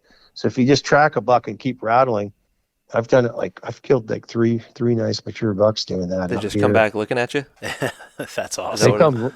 A lot of times they come charging in because you're right in their bedroom, and you're just like, holy It's cow. like the first I'm hearing of that. That's awesome. That's a really good. They call it track we called it track, rattle, and roll. That's awesome. I like that. But they did it. They did it in Ontario. It was Bruce got a nice buck doing that. Yeah. Yeah, my brother Billy helped me a lot. Like the first 2 videos I did, he actually did all the editing, and he taught me how to run a computer. I didn't know how to do that. It was so cool to learn how to do that, run all that software. And I was running 2 different computers at once. I got pretty good at it. And it was, like I said, a winter job. And then come springtime, produce a video, or if we didn't, then we'd wait till next year and I'd just go back to doing my regular job. And it was a lot of fun. So out of all you filmed with all of them, like you said, out of all the guys that you filmed with, who did you, because it kind of probably comes down to chemistry with the cameraman and the hunter. Would you say that's a big thing as far as matching? So like would you say was your favorite to film with, or the easiest to film with? Who'd you have your best work with, would you say? Well, I think the easiest to film with was Shane, because his personality. Yeah. He's just such an easygoing guy. Yeah. But as far as the tracking thing, and it was because of Shane's kidneys, he actually got another transplant too. And then he got a lot better. I don't know if one of the videos you see, he looked pretty bad. Yeah. Really skinny. Might have been, I don't forget which one that was, but so we didn't know if he was going to make it or not. So, and I realized how, he was on a lot of medication and stuff, so he didn't have the stamina and stuff and whatever, but he was doing good, killing some really nice bucks on camera and stuff. But as far as the tracking thing is, like Lanny and I, we're still in shape, and I was young, and really wanted to, put some good content out, and stuff. And so we got to the point where the double teaming thing, and I didn't really understand that. And Shane had done a lot of it with Larry. And he was telling me, like, the guy in the back, you got to be one step behind him. So the guy in the front, when he stops, you bump into him. I thought that was, in the beginning, it was kind of weird. It was like 2 guys tracking, there's not a lot of noise and movement. Yep. And Shane was telling me, like, no, if you do it right, the guy in the back, he just steps in the other guy's tracks using their peripheral vision. And the guy in the back's always scanning for deer. And the guy in the front, he has to look for a place to go, walk around obstacles, and look for the deer. And he said 90% of the time, the guy in the back will spot the deer and can shoot the deer. And I didn't believe that. So I go, if that's the case, then if I do it with a camera, I should be able to film the deer before the guy in the front sees it. That's right. Yeah. And that's what we did. But it took me a while, a couple of seasons. And then with Lanny, we did that very well. I'd step in his tracks, but you can't be too far behind because it's a different point of view. So if the tracker stops, then the camera guy you bumping into the guy. Yep. Literally. And then so yeah, my son and I have used that technique tracking, and there's many times where I've been like, I didn't really want to shoot the deer. It was a nice deer. I wanted my son to get the deer, and I'd be like, there he is, like right over to her right, like 50 yards broadside. And I grab my son by the back of the neck, the shirt, and I'd be like, coat, and I was like, hey, to your right, turn to your right. And he's like, I don't see him. I was like, shoot that buck, and yeah, it's pretty cool. Yeah, it's awesome. It is. That's awesome. Yeah. Wow. So I mean, you probably went through some cameramen back in the day in your crew, if ones that just couldn't keep up or wouldn't match. Is that true? Yeah. It happens part of the Not part of going the to mention game. any names. No, you don't have to. I was just curious because I'm no, sure. I know. It's like you think, and a lot of people think that they want to be a tracker, but the reality of it is, and Lanny used to say this too, you've got to have discomfort. It's not, you're going to get wet, it's going to get tired, and you got to want it really bad. It's like anything in life, you have to really want it really bad. That's a really good point. Really good point. A lot of people just want to do the easy thing. Hell, when I'm riding around with Ansel partridge hunting, if his cheek gets cold because the window's down, he's all done. So a lot of people don't like discomfort. So that's a really true statement. So well, I could tell you a lot of stories with people that have hunted with us, and I'm not going to mention any names, but anywhere from people doing photography to writing articles, or and also. To shoot video, learn how to shoot videos and stuff like that. And basically, or basically people that they took hunting for money, like guiding and semi-guiding or stuff like that. And be like, and they realize it's like, man, they don't have the proper gear. And they think driving around is like, well, with your window down, it's like, and I had a guy one time in the back, he's riding in the back. I'm like, hey, you're going to have to put your winter boots on, hats, and gloves on riding in the back. This ain't my first rodeo, he says. Yeah. I'm like, no, I'm serious, because the window's going to be down. He's going to have his window down, and the snow's going to be blowing in your face, and you got your head hanging out the window looking at tracks. Oh yeah. And you got the wind chill, and if it's already 10 degrees out, well, you better have a hat on, and the heater doesn't work in the back like a Suburban, so you can't have this. She's got tracking shoes on, and I'm like, and I've got ice fishing boots on, and he's like, why am I bundled up? It's like, because this ain't my first rodeo. It could be 1 o'clock in the afternoon, but before we actually find the right track, and then I'm going to slip off these shoes. I'm going to take my coat off. I'm going to dress down. I mean, the coldest you are is in the truck looking for a track. Yep. I got a question for you. What advice, like, now that you've kind of, you said you've been watching a lot of present day, like YouTube hunting and stuff, what do you see, and what advice could you give, like, aspiring videographers for what you're seeing today for content as opposed to what you did? Oh, yeah, I like it too. I like it, but I don't think they have to necessarily copy anybody. Like, concentrate on your own story. Like, maybe it starts with the night before you're getting ready with your kids playing around and stuff like that, and the snow coming down on the deck, and the forecast and stuff like that. Just, you don't have to. I mean, yeah, I like the drone footage and all that stuff. It's cool. Anything you can do for a shot, but maybe a story. I know a lot of these guys have trail camera photos, because every deer that I hunt now out here, I don't hunt a deer that I don't have history with. Either I've got 3 years of pictures and multiple years of sheds. Yep. And then if I want to track that deer, get to find out what his track looks like and stuff like that. So I think a lot of these guys know these deer that they're after. Show that history with the trail camera, the finding the sheds. Yeah. To a quick little story to lead up to, like, oh my, there's his track. I think this is his track, or not just tracking. I think, and got to face it. What if the climate gets warmer and we hardly ever get any snow? So yeah, you're right. I like what you said there, because, like, the videos I like to see personally, I mean, you might even see the guy making a cup of coffee, and it's the whole story. Yeah. It's not just 20 minutes of following a track with nothing. You like to, you got to keep it interesting. I'm glad you said that. One of them I saw a while back was a short film shot up in Maine, and I'm trying to think of the guy's name. Was it Lee Libby? I think so. Yep. Yeah, one of the BWB videos. Yep. Was it him? He's like cooking breakfast or whatever. After he shoots the buck, he like mixes a cocktail. Yeah, that's Lee Libby. Yep. Yeah. Okay, that was one. I go, that was an awesome story. Yep. That was a film. Look at that. Whoever did that knew what they were doing. I think if I remember right, listening to their podcast, they had like a filmmaker that was from out of state that came up, and he's like, yeah, let's do it. And he put that all together. Oh, it was called Lee or something. Yeah, like Lee. That was a great video. Okay, so I would say that, I saw that a couple years ago. For some reason, I was just looking up tracking stuff, and then I'll look at more of them too. But I think, inspires me to, like, man, I should just film some of my hunts, and especially like a shed hunting season. Like 2 years ago, I had some time off 2 winters ago, and I found like over 80 whitetail sheds. Wow, that's a good year. Mostly, holy cow. Yeah, well, I put over 300 miles. I figure from January 1st till May or so, like over 30 miles a week. You can do 10 miles a day, so 3 days a week. I was heading out and snowshoeing and snowmobiling, but we didn't have a lot of snow, so we could drive on a lot of these roads aren't plowed. So, but that year was, you could drive into this country with those deer winter.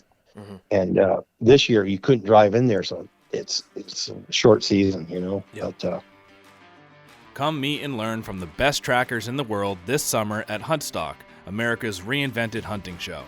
August 11th through the 13th at Wildwood Farm in Westminster, Massachusetts, you can expect 3 days of celebrating hunting, meeting and learning from legendary hunters, winning prizes from our over $30,000 worth of giveaways, and having the best time you've ever had at a hunting show. For trackers and fans of the Benoit family, we're happy to announce that Woodman Arms has partnered with the Benoits to reproduce their legendary DVD series by popular demand. They're finally coming out, and they'll be available for the first time at Huntstock this summer. They're likely to sell out at Huntstock, so make sure you get your tickets to Huntstock so you can get your hands on them before they're gone. If they don't sell out, they'll be available online at woodmanarms.com. With trackers at Huntstock like Lanny Benoit and Timmy Bolduc, Hal Blood, Rick Labby, and the whole Big Woods Bucks team, Joe Donito, Jim Massett, Steve Grabowski from the Adirondack Trackers, Rodney Elmer and Mountain Deer, Joey Davis and his great team at Northwoods Whitetails, Adam Lamson, his team at STAGR, there's not a better show in the world for deer trackers. With 50-plus hours of seminars and live podcast programming on multiple stages and gear built for trackers on display and for sale, and over 80 sponsors from the hunting world, you do not want to miss this show. You can get your tickets at www.huntstockevents.com, HUNTSTOCK events.com today, and use code STAGR at checkout for 10% off. That's STAGR at checkout for 10% off, and all who use the code STAGR will be entered to win one of 5 special Benoit DVDs that will feature a never-before-seen interview with Lanny Benoit that won't be published to the public. So Woodman Arms is reproducing all the legendary DVDs, and 5 of them will have a special Lanny Benoit interview, and we'll make those drawings at Huntstock. But you have to buy your tickets using code STAGR to get entered into that. So, once again, get your tickets at www.huntstockevents.com. Use code STAGR for 10% off and to be entered into the raffle. And we'll see you at Huntstock.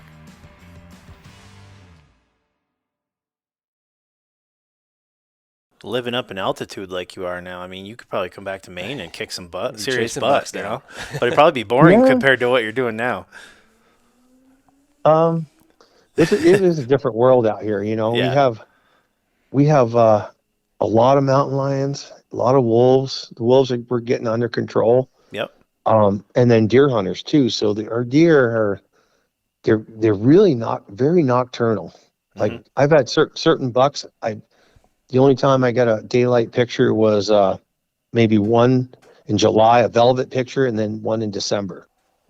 Oh, wow. And be like, how are you going to kill these deer? Even at the peak of the rut, it's always after dark. It's like and I've killed some of these bucks, and I'm like, man, it's possible. It's possible to kill these deer. Yep. But We'll get into that. but I don't know. You said you tracked the mountain lion, wolves, and elk. Let's hear about that a little bit.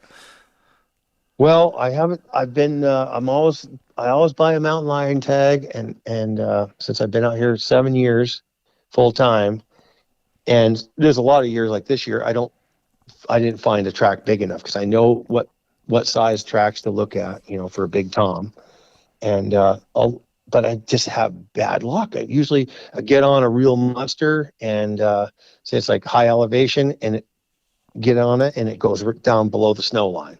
Yep. Or I tracked one 4 years ago. I'm going up this mountain and looking for whitetail tracks, and I'm up about 5,000 feet, and I come across a nice mountain lion track from the night before, and I'm following that lion around. I'm like, oh, it's hunting for deer, and all of a sudden the tracks disappear, which I've seen that before. Yep. I'm like, this thing made a leap. It made a leap for a deer. So I'm just looking, and I just look like, 15 feet in front of me, and there's a big patch of snow. The snow was about knee-deep powder.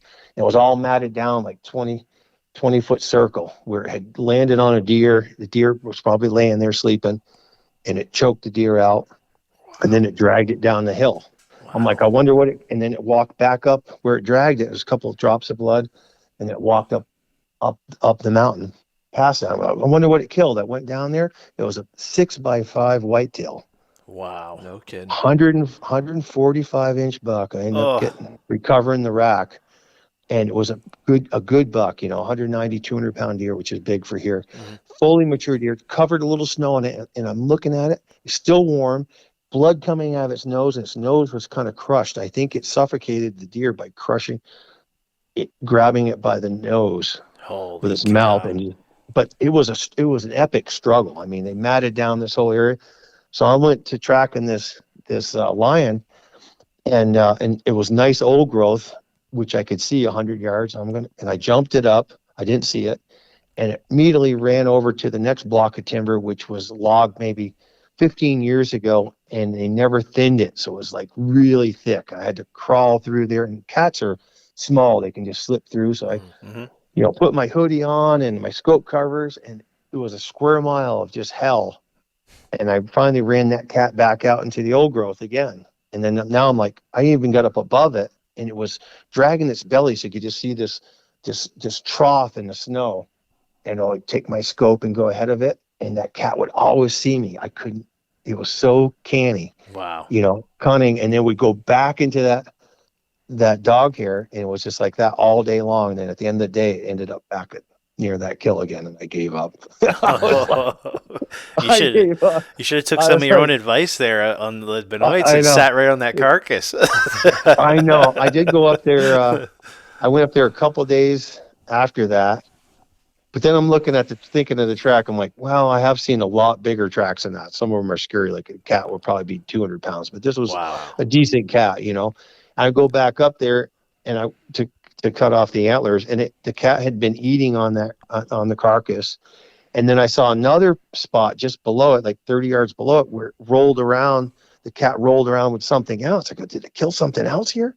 And it was a lone, I did a big circle around there, and a lone wolf had come up there, probably smelt that carcass that was coming in probably at night, and that cat rolled around with that wolf. Wow. And then the wolf went tail ass down the mountain, and that lion went back on there. So I'm just like, a wolf's probably no match for a cat out there, is it? Not a lone one. Yeah. Yeah, they're vicious. I mean, I saw that.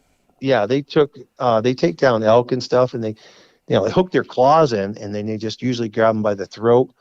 But I'm pretty sure it killed that buck by just crushing its nose and mouth, and that was the only damage on that deer. Like, you could have gutted that deer and taken it home, but I mean, jeez, that's incredible. And then wolves, we've tracked wolves. My son and I shot one, a black one. God, that must have been 5-6 years ago, and he actually called it in, and. But we've tracked them too, but it's not. I tracked one, and it just wasn't quick enough to get a shot. But they're just so, their eyesight, and they're so smart. They see you before you see them. That's pretty incredible, though. I mean, you're living a good life out there by the sounds. I mean, this is not bad. Everybody's like, we're just hunt year round. Like right now it's bear season, and then. We're getting a ton of rain, so we look for morel mushrooms. Yeah. In some of the burns, but we have wild patches out in the old growth. And the last couple of years, it's been so dry, and you have to get a lot of rain. Like I said, we got like 2.5 inches, 2 inches of rain. I don't know, and a good snowpack. So if we get 80-degree weather in the next couple of weeks, it's going to be really good for mushrooms. So I'm looking forward to that. And then we'll look for shed antlers a little bit, but we can. The bears are cool because our black bears. My girlfriend got a nice kind of a chocolate colored one a couple years ago, but half our bears are not black; they're brown, red, somewhere in between. But I'd say almost only a third of them are like a pure black. The rest of them are all different colors. Yeah, a lot of color phase, right? A lot of color phase in there. Yeah, some are real light. We have a lot of real reddish brown ones. They're huge. That's cool. We don't have there's no dog season or something, anything like that. So you can hunt them in the fall, hunt them in the spring, and we get a lot of pictures of really nice bears, and they live to be they live to be 30 years old. But wow, and you'll see there's grizzlies out here too, and that's the thing. You just never know when you're going to run into one, and I haven't seen any, but I've been really close, with tracks in the snow and then the trail camera pictures, but the tracks are, they're just so big. It's just massive. Yeah. From hunting out there, I mean, you've hunted here, you've hunted out there, and all the other types of hunting in between you've done. Would you say that like tracking is still is that your favorite way to hunt? Not for whitetails, because now with my trail cameras and shed hunting, pick out a particular deer. And like I haven't shot a whitetail in 2 years just because I've been hunting a really big deer, but he's starting to go downhill. And, but I have other deer that are up and coming, you know, they're 160 class or close to 170. Some beauties. Pretty big. Yeah. The one that I've been after is over 180. Wow. I won't say anymore. There's people that know I might have seen this deer, and I'm gonna tell you, I don't share pictures of these big ones. Yeah. I don't blame because you. there's people. Yeah, it's a small world. You'd be surprised. Like, oh, I shed hunted in there too, and I found, you know, you found one side, they found the other. It's crazy. Yeah. For sure.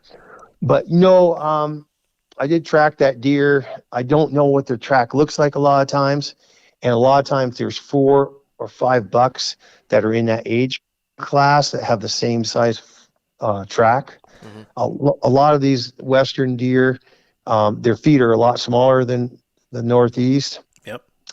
You might have a deer that's Boone and Crockett, but his deer, like, you wouldn't track that deer. But it's comparable to like a 4-year-old, but this deer is an 8.5-year-old. So it's really tough. But I did, with this one deer I've been after, this is my 2nd year after him. I was checking trail cameras after fresh snow, but it was pretty deep powder. And he walked by a camera, and that morning I was like, oh, and then I got to actually see what his track looked like. And I think I tracked him the year before during we have a late muzzleloader season now too. Mm-hmm. And, but I never caught up to him. He was on a mission. I got on to him kind of late, and he went up over the other side of this mountain. And, so I know he spends time over there too, but, when you get this dry powder, I know it's hard to imagine, but you get a melee of tracks, even after a fresh snow during the peak of the rut. Cause like I said, you got, you know, the outside of the mountain, there was 3 bucks, like his age class, but he had exceptional antlers. On the other side of the mountain, there's 3 or 4 bucks, his age class. And still he was, you know, so you can just, like, all of a sudden you're on the wrong track. And I don't want to waste my time, but I will. We track elk a lot. I tracked. I was going to ask you about the elk tracking. Yeah. That's our thing now. So elk, my son and I love tracking elk, and we put in the effort because I shot an elk the year before, and I didn't shoot a deer this year. So late season, I'm like, oh, we got to track an elk, you know, for meat.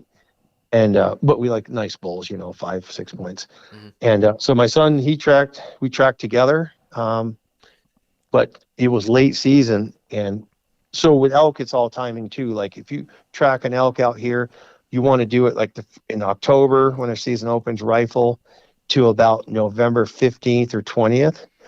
And because they're in post rut, they're very worn down, and they'll spend 5-6 days in one area. Yep. And sometimes it's hard to find their track, but once you find them, it's like a post rut whitetail. They're kind of like a wounded animal, and they don't run a long ways. But after the 15th, since they've been laying around and for a few weeks, and they get their legs back under them, if you bump them, or if they just feel like, I don't like the grass over here, they literally go 10 to 12 miles just in one afternoon or evening, nighttime, and go right up over a mountain, no doubt. And then they'll go if you bump them again, they'll go another 10 or 12 miles. So that's why it's good to know all the roads. Jeez. But the easy part of it is they travel alone or with another bull. So it's just one big animal that you're tracking. So it's just like you can just run on the track. So yeah, it was interesting. We put on a really good effort. Like, my son, I knew all the roads in this one area. My son didn't really know them. And I started this bull on top of this mountain. So like 5,000, 5,500. And then we ran him down below 4,000, and he crossed the road, and I was like, man, this thing's going down low. So I go, you go on it. And I drive over to the next road, because there's a series of roads you could drive on. And sure enough, I'd see the track, and then my son would pop out, and I said, keep tracking him, and I'll try to get ahead of him. And I just missed that bull a couple of times. And because if I hadn't done that, he would have had to walk like 8 miles, you know, back. And I always kept moving the truck. And he tracked, awesome. He tracked another one that was an exceptional bull, because just like they do get really big. As they get older, they're a lot like Northeast whitetails. The elk will just get bigger, bigger, bigger. Mm-hmm. And then so he tracked one. He really wanted to kill one. He'd shot a buck early, and then he wanted to get this bull, and he spent 3 days on that bull, and he had some long walks to the truck. And he wasn't really.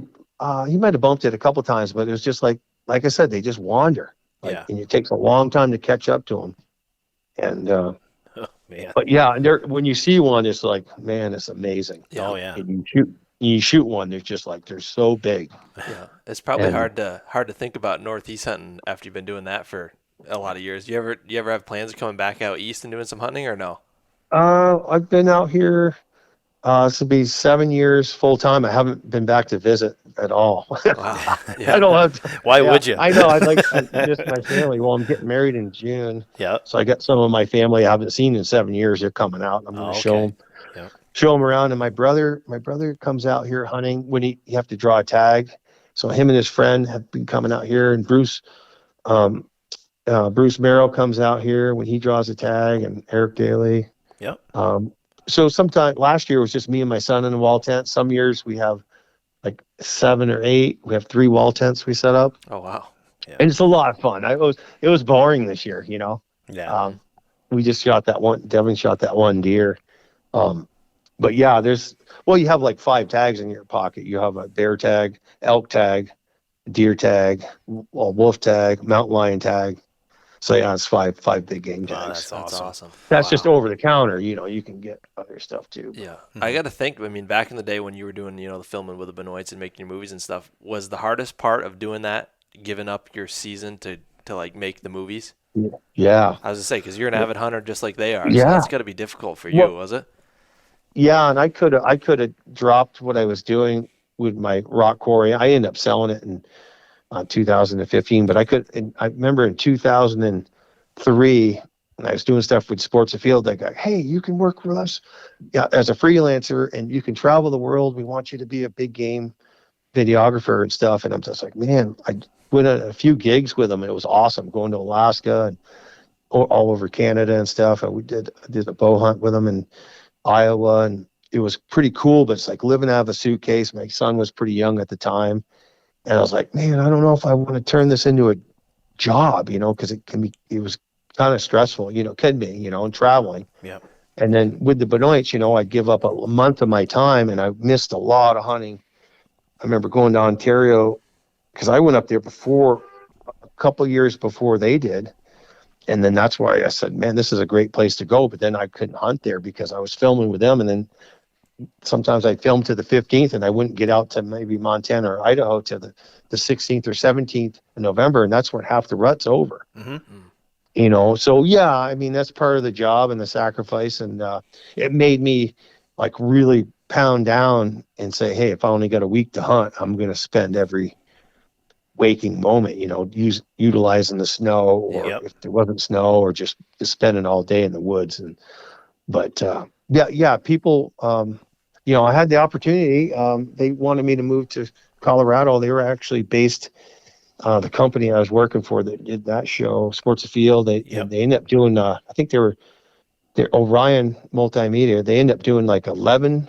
They were doing 11 outdoor shows, and they were doing home improvement shows too, like Building Alaska. And I mean, I don't know where they're at now, but in the mid 2000s, they were just like growing, and they wanted everybody in Colorado, to be based out of there. And just from there, they would just fly everybody around. And, but yeah, I just passed that up, and I passed up opportunities of going to, Africa and filming and be able to film and hunt. And it was like in the summer, and I'm working my seasonal job, and I'm like, I just can't take off. And it wasn't a lot of money involved, but I mean, I could have probably made a living doing it, but it's not for everybody. You talk to some of these guys that do it, and like I said, but there's something to that. Is I always thought about it, if I could see it in the camera lens. Like I remember this trip I went on, and I filmed caribou hunting. I always wanted to go caribou hunting, especially with a bow. Mm-hmm. And it was a Leaf River, which was a phenomenal place. And I filmed like 4 or 5 kills up there, rifle, and this one guy with another show. I forget the name of it, but Bob Folkrod and his guy. It was for his show, and it was like, it was so close encounters. You could see the blood pumping out of the. It was like a real white caribou, and it was a pass through. And it was, my heart was pounding just like that guy's was. I was like, man, I killed it with the camera. It was so cool, and I still remember those hunts because I saw it. I was right there, Yeah, and I that's saw it awesome. through the lens. Yeah. Yeah, I mean, you sacrificed a lot to do all the stuff you did for the hunting community back then, no doubt about it, as far as bringing the videos out. Was there a lot of prep leading up to, so like say you were going to film a Benoit video, was there a lot of prep leading up to the season to get that ready and to like work with the guys to have everything figured out? Do you guys kind of just like spitball it, you get up to Nope. Maine and go? Or Meet you, No, we meet you in never. November. We hardly ever talked on the phone until like a week before we were going to go. But Nice. Shane was kind of he was the organizer of their side of the business part of it. Gotcha. It's like That's surprising Yeah. to me because like Shane always seemed like the shy one to me, and like I would always thought Laney would have been the one to let's film, but No. hearing that it was Well, Shane is kind of surprising. And so my part was produce the videos, help market the videos, and also book the shows and Yep. determine, deal with all of that, which was quite a bit. Oh, But yeah. I did it before with Dick Idle and stuff. So I was like, that's not too bad, call up these. And I knew a lot of these guys. Like I met John LaBerge. I met him at the SHOT Show when I was working with Dick at the SHOT Show. And he's like, what's going on, Dick? What do you got going on? It's like, well, Tom's working on this big display. And then I talked to John, and John's like, well, I got this show up in Vermont. It's like, I'm from Vermont. It's like, no kidding.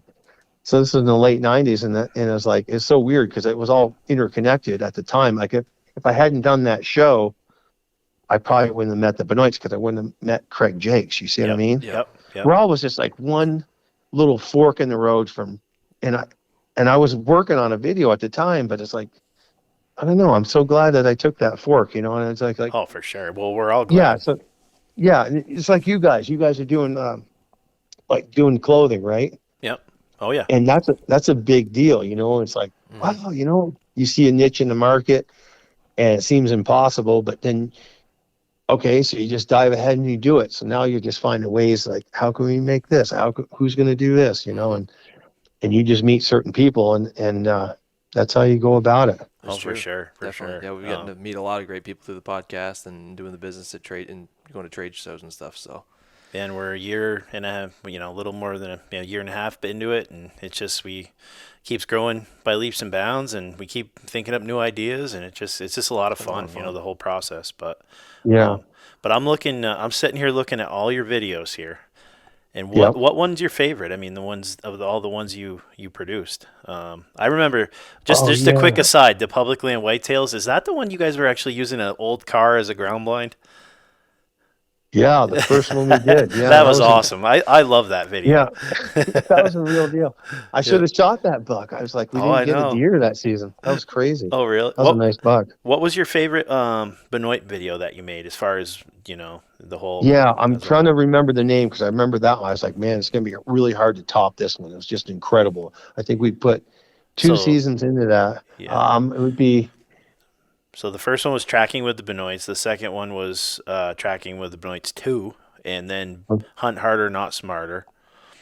And then, that's the second and the third Smarter. were just nonstop kill shots. Yeah, Hunt Smarter, Not Harder. That might have been it. What's the one after that? The one that was Deer Hunting with the Benoits, the one where Larry was getting a little older, and I think Hunt Smarter, Not Harder. I think that was a good one. It was. I don't know. It just was some good stuff in there. And we had other people putting in content too. You know. Yep. I know Dave Coker was on there, and then Landon started being Yes. on there, and but you just kept hitting it out of the park every time. So it was exciting when tough one to would do. come out. I mean, this was back in VHS Yeah. days, And I know. It was a blast. I remember. Yeah, it was a lot on my part because like, when's it going to be done? It's like they were trying to get me to.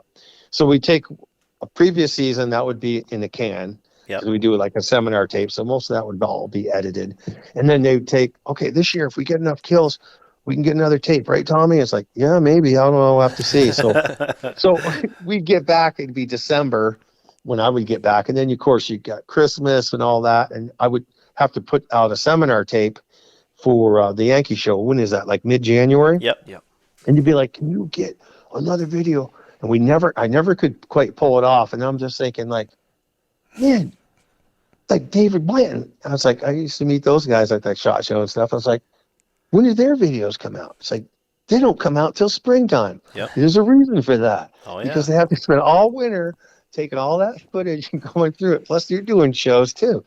So I'm just like, it would be, I think the earliest we used to have them come out would be like maybe March or something. Yep. Remember? They used to come out in the spring. Oh, yeah. That's And- a and lot then more work than yeah. the modern time of editing nowadays. I mean, everything's a click of the button now on a computer. What you guys were doing back then was art, you know? Yeah, that was. It was probably, I don't know. I can barely run my phone now. I was like, I can't believe but it was always, yeah. Well, I just wanted to learn it. So if you want to learn something, you just put the hours in, you know? And Yep. Well, I was do watching that. a show on Tom Miranda, and when he first started doing his own videos, he had like a whole wing of his house dedicated to it. And then by the end, he's like, "This is what I use now," and it's a laptop, you know. So just the I know. technology came so far, you know. Yeah.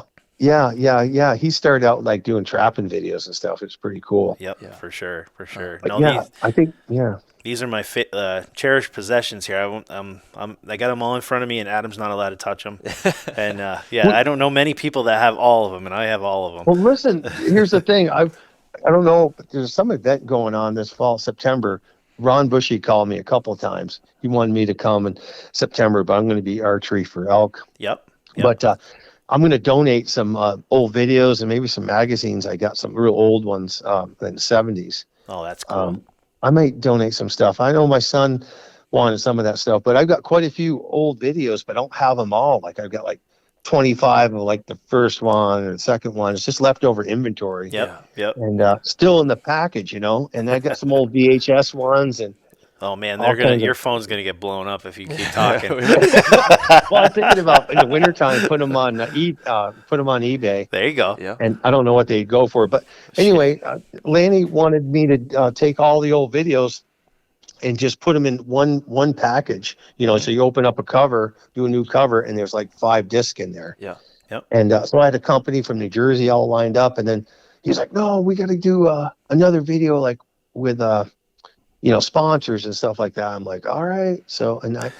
You know, it was just we dragged our feet on it. So then I just sent him all the masters and stuff. So Speaking of you, when Greg was talking about what your favorite was, I had a question just to kind of take us through a time machine here. What was it like, you know, the Benoits, you guys were filming with them, you guys had a successful day, maybe multiple guys killed bucks. What was it like in camp, you know, back in the day, those nights of, you know, celebrating killing nights. Yeah.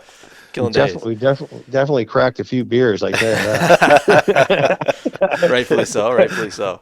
Yeah. And then, it was just like a lot of energy and telling the stories and stuff like that. And somebody would be cooking up some food, because most of us, and we'd be weighing them up, you know, on the meat pole. Yeah. And that was cool, you know, headlamps on and lanterns out there. Snow would be coming down, and it would be pretty cool. And That's awesome. that's when we'd stay up late sometimes, you know. Yeah. Be And cool to be a somebody fly on would the yell, wall in "Hey, that I tent. Yeah, they'd be like, "I ain't got my buck yet, so shut the light off." You know? That's too But they'd awesome. help each other too. Yeah. Oh yeah. That's the thing. Like, so somebody unlucky person would not fill their tag to the end of the season. Yeah. So the other guys would say, "Hey, there was a big buck over here," and they would go over there, and so they definitely did that, and I do that for my people. You know, I'm the scout here. I've got my family coming here, so I really learned that from Lanny. It's like, hey, you know, be the scout. Find, you know, have 15 different bucks that you know about, especially now on my trail camera. So when these guys kill deer, they come here. I was like, "Oh, I'll send you pictures of that deer. I know that deer." Yep. Because I send them into an area and they kill one of those deer, and it's like, "You know this one?" I go, "Yep."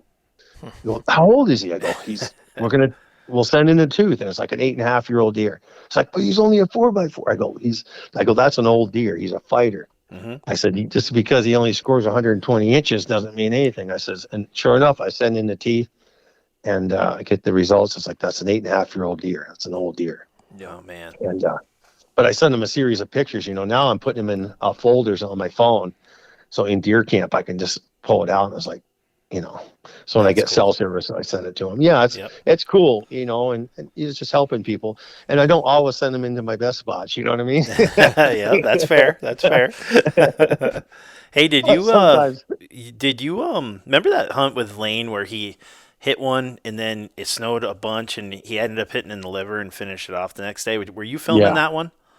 No, Bruce Merrill was filming that one. Okay, that was one of the more informational videos that we ever saw. Just never seen it unfold like that, where following Dimples in the snow and then seeing it the next day, and just some really incredible stuff. Another one that comes to mind is I think Lane was filming, and he had shot his buck. They were dragging it out, and then another one runs out, and he hands the gun over and grabs the camera, and just stuff that was just incredible, you know.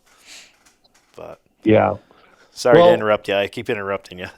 No, but that's good. You know, it brings back a lot of memories, man. Yeah, for sure. But it's unpredictable. You know, that's the thing about it. It's like, just keep rolling the camera.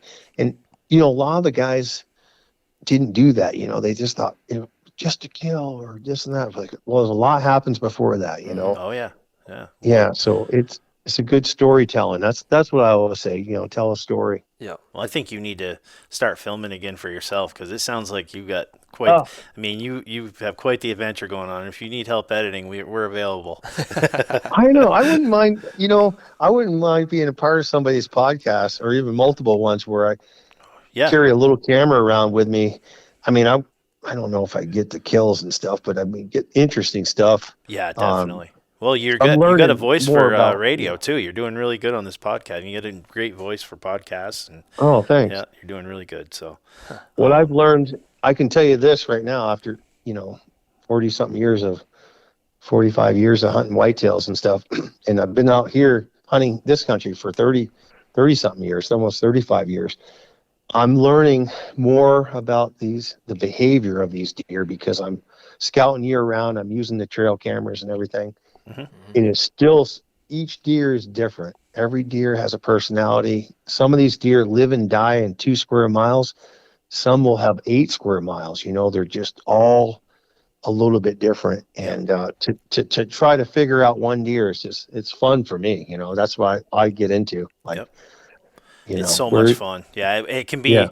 It can be like very discouraging hunting one deer, but when it all comes together, it's just incredible. There's nothing better. Yeah. You know. Yeah. I mean, firsthand that buck you killed this year. That was 3 years in the making. Yep. 3 years of history with him, and the highs and the lows, awesome. and then finally having it come together, and it's just and the whole story behind it too. Yeah, like you said, Tom, the trail cam pictures telling the story leading up to everything. That's what makes a video for when I'm watching a video. That's what I like, is the storyline. Yep. And if you don't have that story and you don't have that originality in it, then you feel like you're missing something there. But that's definitely a big part of it. Yep. So. Yeah. That's great. Well, I mean, we've talked about quite a bit. We probably can start to wrap it up here, Tom, if that sounds good to you. Okay. You got sounds good. You got any major takeaways from?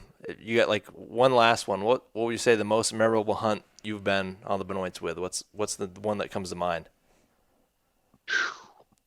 That's a tough question. You've had a lot, but I know, but that waterfall buck was pretty cool, man. I tell you, yeah, it was dangerous too. You know, the whole thing with that going over cliffs and rivers. Yeah, Laney told me, because that was towards the end. That was towards the 15th, and there was no snow that year till just towards the end. It wasn't that much snow either. Mm-hmm. It was that wet snow too, and he says, "We're killing this deer. We have to kill this deer." you know, and it's like, and we were having a tough time because we were jumping them up, I think 3 or 4 times, and and I didn't know if that camera, because it was wet, and sometimes the cameras can malfunction and stuff, Yeah. And that was probably one of the best ones. It was a real adventure. Yeah, that's incredible. Catching that thing across the river like that. It's just, like you said, the steam rolling off the gun. And there's like a little leaf. There's like a little leaf on the side of that deer, and he almost hit that thing. He was still using open sights back then. Yeah. We were rewinding it like 10 times, because the first time you look at it, you can't really, like it, because the deer blended in so well. And so, like, I remember rewinding the VHS. Oh, yeah, there it is. And just a lot of good memories watching them, Yeah. Wow. But yeah. Well, let me say this, Tom, on behalf of us and, everybody in the Northeast hunting community, everybody that's getting into tracking, we owe you a big thank you for everything you did, spending the time, sacrificing your seasons, doing everything you did to put that content out there to inspire that next generation. That's, that's all you, that's your work. So yeah, we appreciate that. We appreciate you doing this with us. And we'll definitely have to do this again with you sometime soon. You have a million stories that we could probably go on all day about, but we'll have to save that for the next one, right? It sounds good. It's been nice talking to you guys. Yeah, we like to send you out some stuff to test too. Some gear that we got coming out. Okay. So. Yeah. If you want to do some filming, we'll get a little track pack on its way out to you there with a camera. Yeah, send me the little thing on your shoulder. Perfect. Cool. No I'll doubt. put a GoPro on there. Yep, that's awesome. Sweet. Cool. Thanks again, bud. All right. Thanks. Bye. Thanks, Tom. Bye.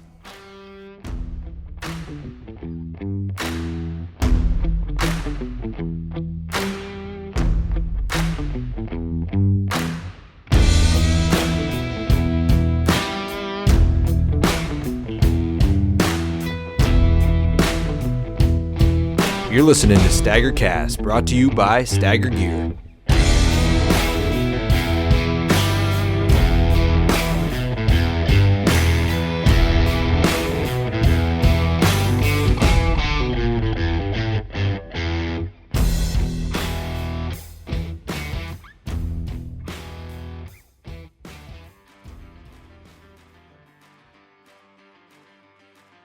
Come meet and learn from the best trackers in the world this summer at Huntstock, America's reinvented hunting show. August 11th through the 13th at Wildwood Farm in Westminster, Massachusetts, you can expect 3 days of celebrating hunting, meeting and learning from legendary hunters, winning prizes from our over $30,000 worth of giveaways, and having the best time you've ever had at a hunting show. For trackers and fans of the Benoit family, we're happy to announce that Woodman Arms has partnered with the Benoits to reproduce their legendary DVD series by popular demand. They're finally coming out, and they'll be available for the first time at Huntstock this summer. They're likely to sell out at Huntstock, so make sure you get your tickets to Huntstock so you can get your hands on them before they're gone. If they don't sell out, they'll be available online at woodmanarms.com. With trackers at Huntstock like Lanny Benoit and Timmy Bolduc, Hal Blood, Rick Labby, and the whole Big Woods Bucks team, Joe Donito, Jim Massett, Steve Grabowski from the Adirondack Trackers, Rodney Elmer and Mountain Deer, Joey Davis and his great team at Northwoods Whitetails, Adam Lamson, his team at STAGR, there's not a better show in the world for deer trackers. With 50-plus hours of seminars and live podcast programming on multiple stages and gear built for trackers on display and for sale, and over 80 sponsors from the hunting world, you do not want to miss this show. You can get your tickets at www.huntstockevents.com, HUNTSTOCK events.com today, and use code STAGR at checkout for 10% off. That's STAGR at checkout for 10% off, and all who use the code STAGR will be entered to win one of 5 special Benoit DVDs that will feature a never-before-seen interview with Lanny Benoit that won't be published to the public. So Woodman Arms is reproducing all the legendary DVDs, and 5 of them will have a special Lanny Benoit interview, and we'll make those drawings at Huntstock. But you have to buy your tickets using code STAGR to get entered into that. So, once again, get your tickets at www.huntstockevents.com. Use code STAGR for 10% off and to be entered into the raffle. And we'll see you at Huntstock.